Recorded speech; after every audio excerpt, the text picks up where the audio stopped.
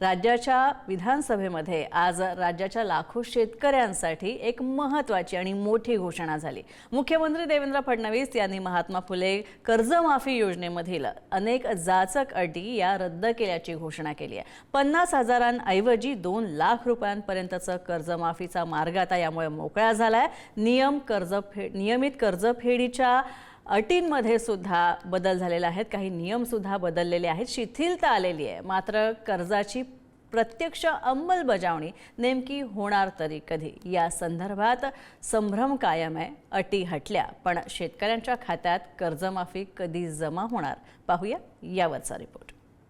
महात्मा फुले कर्जमाफी योजनेतले जे लोक होते ज्यांना 50,000 रुपयापर्यंत आपण म्हटलं होतं त्यांनाही 2 लाखापर्यंत कर्जमाफी झाली।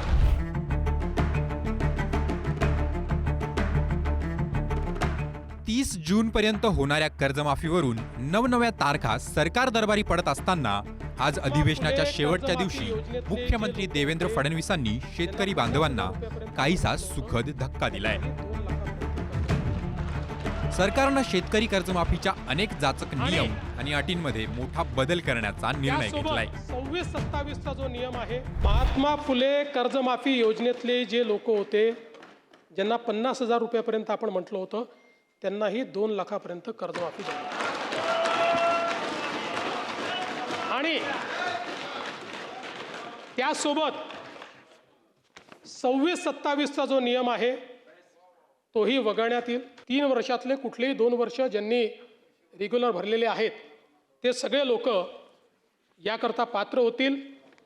पुन्हा सांगतो, पहिल्यांदा राज्य सरकारने हा निर्णय घेतलाय, यापूर्वी कधीही असा निर्णय झालेला नाही। महात्मा फुले कर्जमाफी योजनेतील शेतकऱ्यांना मोठा दिलासा मिळणार आहे। 50,000 ऐवजी आता 2 लाख रुपयापर्यंत कर्जमाफी मिळणार आहे। प्रोत्साहनपर अनुदानासाठी 2026-27 चे पीक कर्ज भरण्याची अट आता रद्द करण्यात आली आहे। 2026 मध्ये कर्ज न भरलेल्या पण आधीच्या 3 पैकी 2 वर्ष नियमित परतफेड केलेले शेतकरी यासाठी पात्र ठरणार आहेत। महायुतीच्या आमदारांच्या मागणीनंतर आता अटीत हे बदल करण्यात आले आहेत। 40 लाख शेतकऱ्यांना कोणत्याही अतिरिक्त अटींशिवाय कर्जमाफीचा लाभ मिळणार आहे। अटी हटवल्यानं राज्यावर 4 ते 5,000 कोटी रुपयांचा अतिरिक्त भार पडणार आहे। याच अटी रद्द करण्यासाठी रोहित पवार यांनी पंढरपूरच्या विठुरायाच्या चरणी बसत आंदोलन केलं होतं। आज अटी रद्द झाल्यानंतर त्यांनी मुख्यमंत्र्यांचे आभार मानलेत।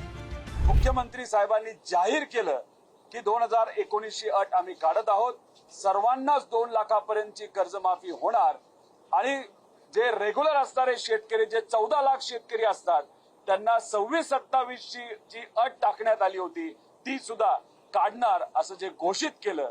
मी मनापासून सर्व शेतकऱ्यांचे आभार व्यक्त करतो। ज्या ज्या लोकांनी आंदोलनाला पाठिंबा दिला त्यांचे आभार व्यक्त करतो, या सरकारचे आभार व्यक्त करतो आणि मुख्यमंत्री साहेबांचे सुद्धा आम्ही शेतकऱ्यांच्या वतीने त्या ठिकाणी आभार व्यक्त करतो। शेतकरी नेत्यांनीही या निर्णयाचं स्वागत करत सरकारला कानपिचक्या दिल्यात। आंदोलनापुढे सरकारला झुकावं लागतं अशी प्रतिक्रिया शेतकरी नेत्यांमधून येते। किसान सभा, वेगवेगळ्या शेतकरी संघटना आणि शेतकरी नेते, त्याचबरोबर विरोधी पक्षातले अनेक नेते यांनी आवाज उठवला, त्याला सकारात्मक प्रतिसाद देत राज्य सरकारने या 2 अटी शर्ती रद्द करण्याची घोषणा केलेली आहे। त्यामुळे लाखो शेतकऱ्यांना कर्जमाफीचा लाभ मिळण्याच्या शक्यता वाढलेल्या आहेत। लोकशाही व्यवस्थेमध्ये जनतेचं आणि आंदोलनाचं म्हणणं अशा प्रकारे ऐकून घेऊन जो सकारात्मक प्रतिसाद राज्य सरकारने अंशतः दिलेला आहे त्याबद्दल राज्य सरकारचं किसान सभेच्या वतीनं मी अभिनंदन करतो। जवळपास 35 मुद्द्यांची चर्चा या बैठकीमध्ये झाली। सरकारने सांगितलं की तुमच्या मुद्द्यांना घेऊन आम्ही सकारात्मक आहे, काही मुद्द्यांच्या बाबतीत आम्ही लागलीच मार्ग काढू। त्यामध्ये कर्जमुक्तीचा मुद्दा, पीक विम्याचा मुद्दा आणि इतरही मुद्दे 8-10 दिवसात सरकार काय निर्णय घेतं त्याची आम्ही वाट बघू। सरकारनं जर का या कर्जमाफी योजनेत बदल केले नाही किंवा पीक विम्याच्या बाबतीत निर्णय घेतला नाही तर आता आम्ही मुंबईमध्ये मोजके लोक विधान भवनात घुसण्याचा प्रयत्न केला, पण आता 8-10 दिवसात निर्णय घेतला नाही तर हजारो लाखोच्या संख्येने मुंबईत आम्ही शेतकरी येऊ आणि मागण्या मान्य झाल्याशिवाय आम्ही उठणार नाही, अशा पद्धतीची आमची भूमिका असेल। एकीकडे जाचक अटी रद्द झाल्या असल्या तरी त्वरित कर्जमाफी पदरात पडेल याची कुठलीही शाश्वती सध्या दिसत नाही। कारण कर्जमाफीमध्ये आता आयकर विभागाची एंट्री झाली आहे। अशी सूत्रांनी माहिती दिली आहे.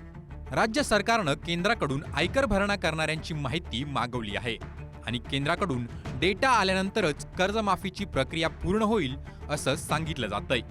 आयकर भरणाऱ्या शेतकऱ्यांना कर्जमाफीतून वगळण्यात येण्याची शक्यता सूत्रांकडून वर्तवली जातीये. या मुद्द्यावरून मात्र काँग्रेस नेत्यांनी सरकारला धारेवर धरलंय. सरकारचं कौतुक करणारे रोहित पवारही यात मागे नाहीत. ही फसवी कर्जमाफी आहे. यांना शेतकऱ्यांना कर्जमाफी द्यायचीच नाही आहे. त्यामुळे हे तारीख पे तारीख चालली. शेतकरी हंगामाची वाट बघतोय, त्याला कर्ज मिळत नाही आहे. शेतकरी आता हंगाम सुरू झालेला आहे खरीपाचा, आणि खरीपाचा हंगाम सुरू असताना शेतकऱ्याला कर्ज मिळत नाही. कर्जमाफी झाली म्हणून शेतकऱ्यांनी पैसे भरले नाहीत. आज त्याच्या घरात काही नाही आणि त्याला तुम्ही फसवताय, त्याची दिशाभूल करताय. हे पाप आहे. हे सरकारला हे भोगावं लागेल. इतका अक्षम्य पाप या सरकारकडून शेतकऱ्याच्या संदर्भात होताना दिसते. सरकार तारीख पे तारीख देत आहे, याचा अर्थ सरकारचा दिवाळा निघालेला आहे आणि यांना शेतकऱ्यांच्या तोंडाला पानं पुसायची आहे. सरकार या कर्जमाफीच्या माध्यमातून बँकांचा फायदा करायला निघालेले आहेत. वसुली अधिकारी झालेली आहे सरकार. तुम्ही हे पहिले कर्ज भरा, नंतर आम्ही तुमचं कर्ज माफ करू, या पद्धतीच्या अटी त्याच्यामध्ये टाकलेल्या आहेत. आणि फक्त 25% शेतकऱ्यांचं कर्ज माफ होणार आहे. 75% शेतकऱ्यांचं कर्ज माफ या सरकारच्या घोषणेमध्ये होणार नाही. कर्जमाफीसाठी आधी 30 जूनची तारीख दिली गेली, नंतर 5 जुलैची तारीख. पण दोन्ही तारखा उलटून गेल्या तरीही कर्जमाफी काही झालेली दिसत नाहीये. आता मुख्यमंत्र्यांनी अटी शर्तीचं जोखड मानेवर उतरवलंय. आता फक्त पुढची तारीख द्या अशी अपेक्षा शेतकरी वर्गाला आहे. तारीख पे तारीख हा कर्जमाफीचा खेळ लवकरच संपावा हीच त्या पांडुरंगाकडे प्रार्थना. ब्युरो रिपोर्ट, पुढारी न्यूज.